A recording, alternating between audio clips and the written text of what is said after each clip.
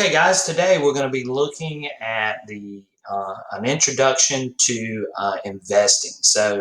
Our main learning objective here is to understand what investing is, and then what are some ways to actually invest. So, that's pretty much our learning objective for this lesson. So, let's move on.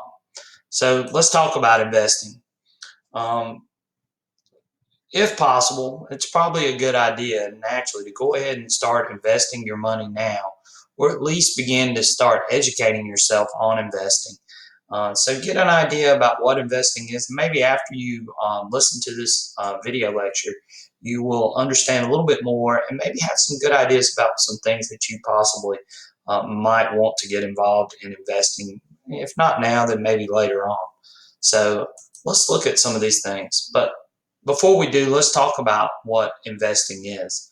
Investing, again, is putting your money away now for your future. So that's what the definition or the terminology is for using the word investing.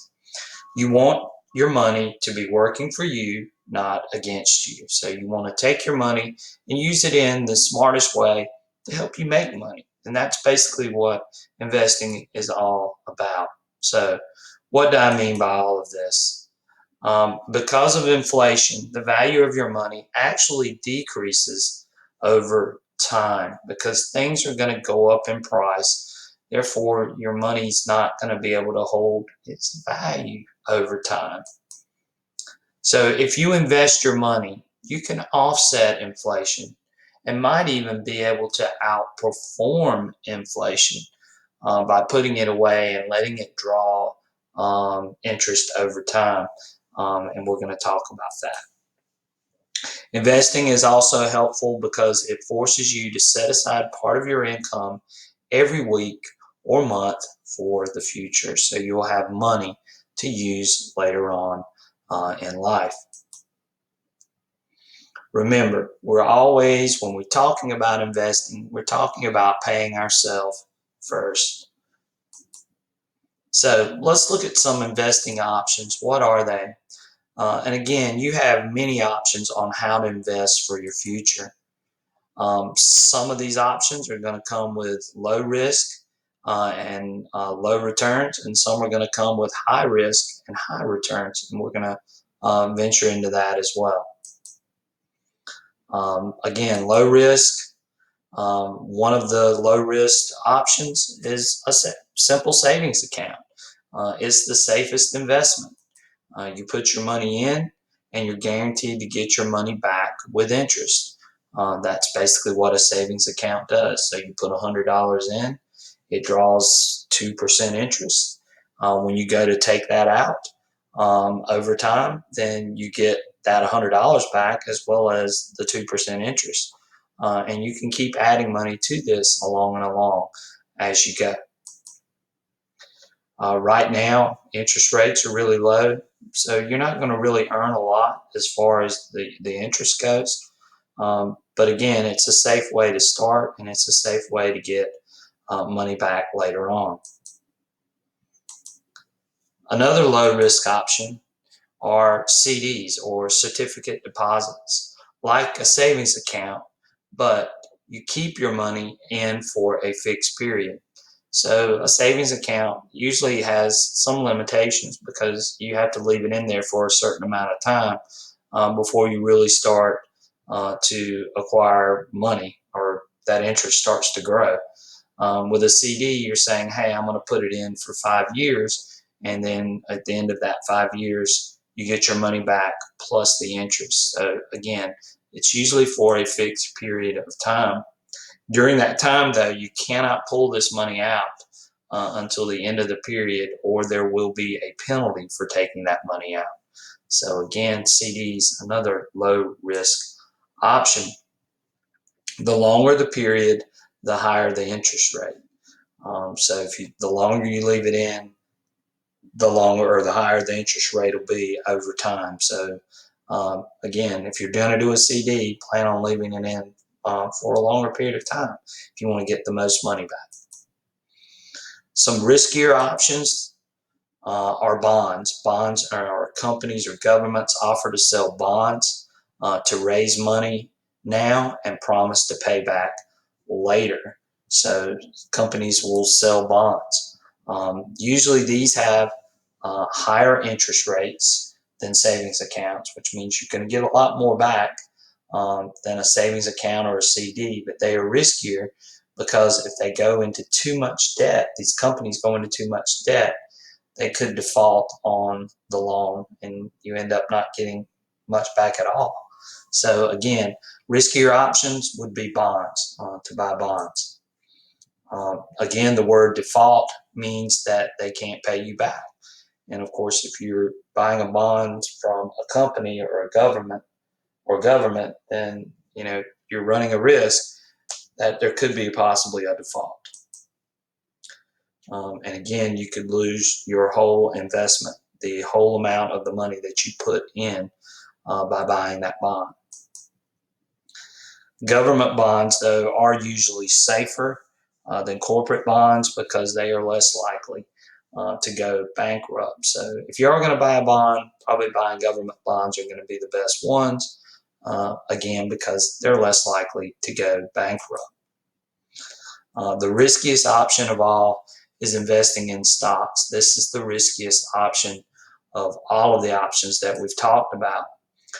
When you purchase a stock, you're actually buying a share of that particular company. So if you're buying Apple stock, you're buying a piece of Apple. You're a shareholder within Apple by buying Apple stock. You're technically a part owner of that company. Two ways you can make money when buying stocks. You sell your shares of stock at a higher price than what you buy it for. And you get dividends. Dividends are companies, the companies are going to give you portions of their profits back to the people that bought the stock or to the shareholders.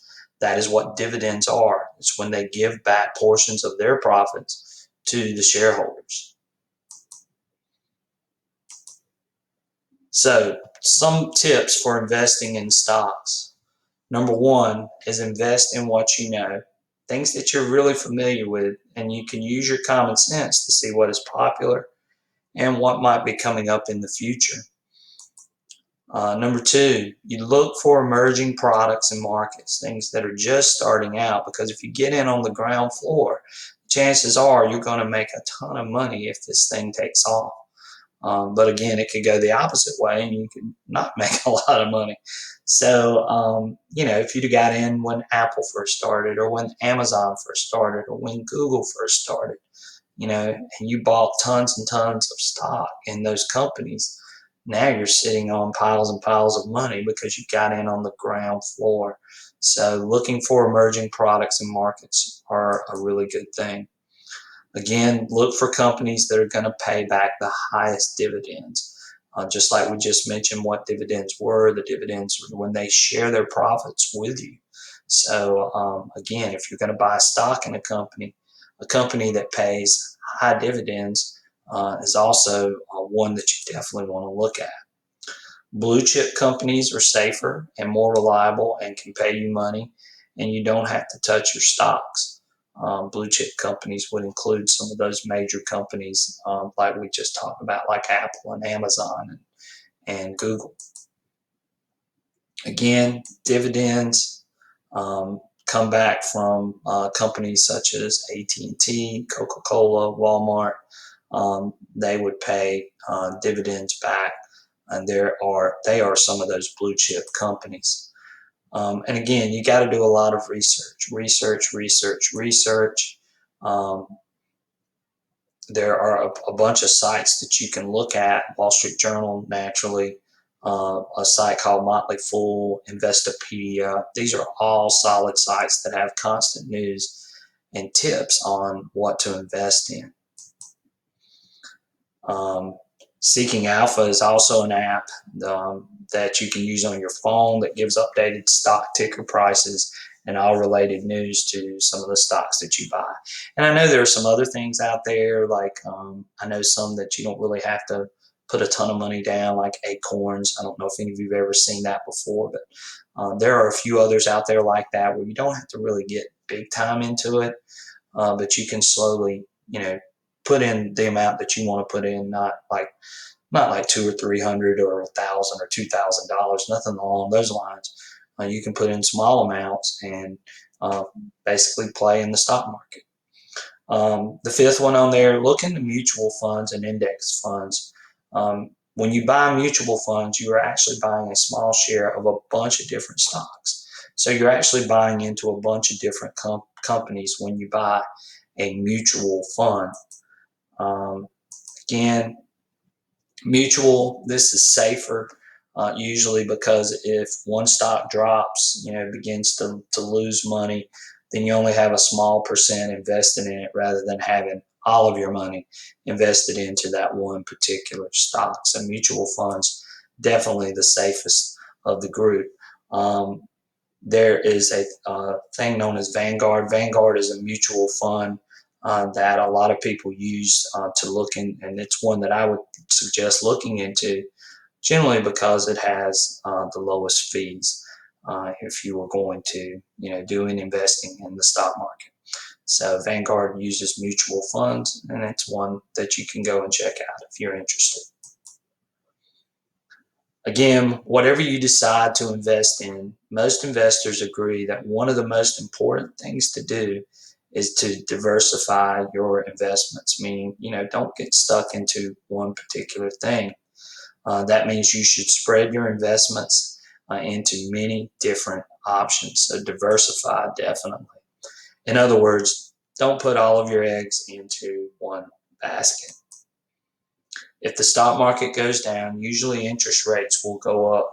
So savings and CDs will go up and vice versa. So again, those are things that you can count on when the stock market goes down. Then that means that interest rates on CDs and things will go up on CDs and savings.